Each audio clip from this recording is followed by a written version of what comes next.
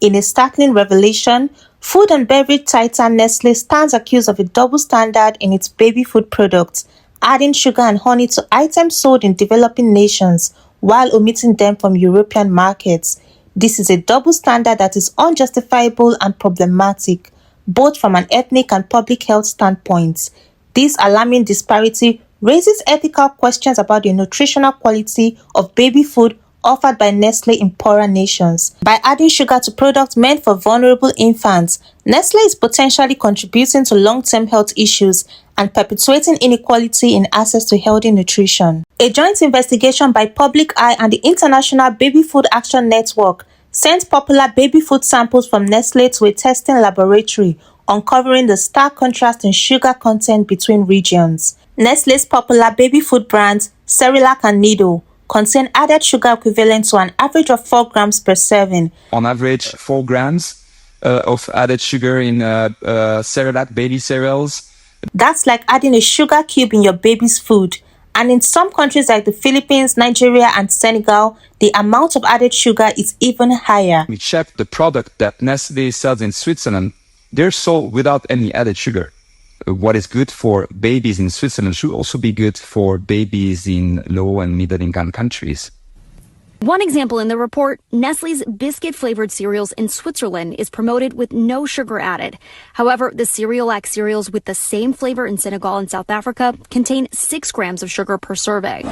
In fact, the investigation found that almost all Cerelac wheat-based cereals in these regions contain added sugar, with some products containing as much as 7.3 grams per serving. The highest amount that we found was 7.3 grams of added sugar in one serving, and that was in a product that is sold in the Philippines for babies from 6 months. Countries like the Philippines, Nigeria, and Senegal were among the highest, while European markets remained sugar-free. Furthermore, Nestle has been accused of employing deceptive marketing tactics by leveraging influencer marketing to promote their product as healthy options for children.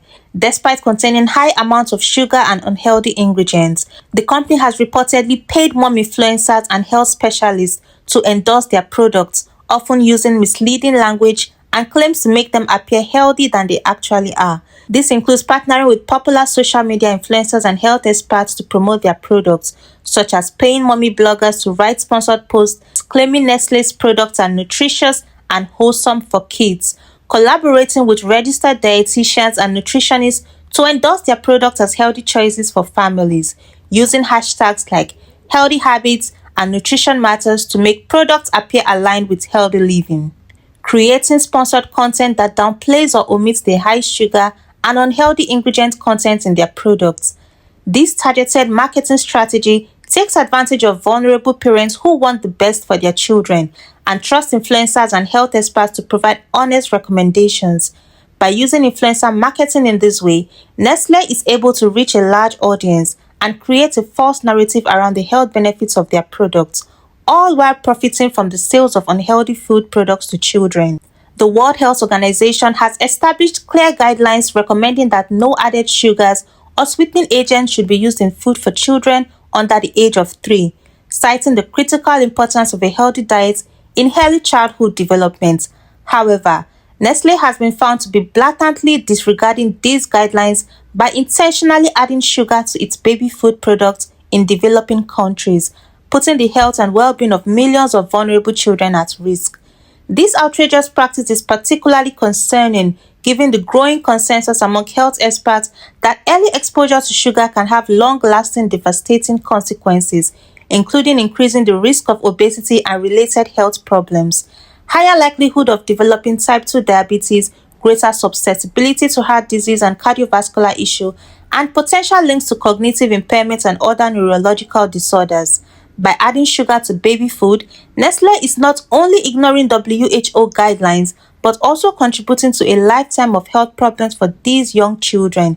When confronted with the disturbing findings, Nestle attempted to deflect criticism by claiming that their products comply with local regulations and international standards. And a Nestle spokesperson writing to NBC News, quote, "Supporting the right nutritional start to life is fundamental to who we are and how we operate. All our early life foods and milks are nutritionally balanced as defined in the commonly accepted scientific guidelines and dietary recommendations. However, this excuse rings hollow for several reasons. First, Nestle's own internal guidelines explicitly states that no added sugars or sweetening agents should be used in food for children under the age of 3. Yet they are blatantly disregarding their own rules in developing countries. This blatant hypocrisy raises serious questions about the company's commitment to prioritizing children's health and well-being. The World Health Organization, but also the US FDA and many other nutrition guidelines around the world, which are pretty clear. There's no place at all for sugar in baby food. Furthermore, relying solely on local regulations and international standards as a justification for their actions is a weak excuse, as these standards are often inadequate or poorly enforced. It is a company's responsibility to prioritize ethical practices and consumer safety, regardless of local regulations. By failing to do so, Nestle is demonstrating a clear prioritization of profits over people and a disregard for the long-term health consequences of their actions. It's time for Nestle to take responsibility for their actions and to prioritize the health and well-being of children over profits. This includes immediately removing added sugars from their baby food products and committing to transparent and ethical practices in all their operations. So what can you do to help create change? First, share this video with your friends, family, and social networks to spread awareness about Nestle's harmful practices and the devastating impact on children's health. The more people who know, the louder our collective voice will be in demanding action. Second, make informed choices for your children's health by selecting baby food products from companies that prioritize nutrition and health. Choose products with natural ingredients, no added sugars, and transparent labeling. By voting with your wallet, you are supporting companies that prioritize children's well-being and sending a clear message to companies like Nestle that their practices won't be tolerated. Together, we can make a difference and hold corporations like Nestle accountable for their actions. Let's join forces to create a healthier future for our children and demand better from the companies that feed them. Join us in urging Nestle to prioritize the health and well-being of all consumers, regardless of their location or economic status.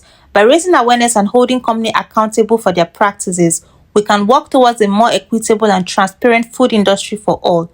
Thanks for watching, and don't forget to subscribe for more health exposés and tips.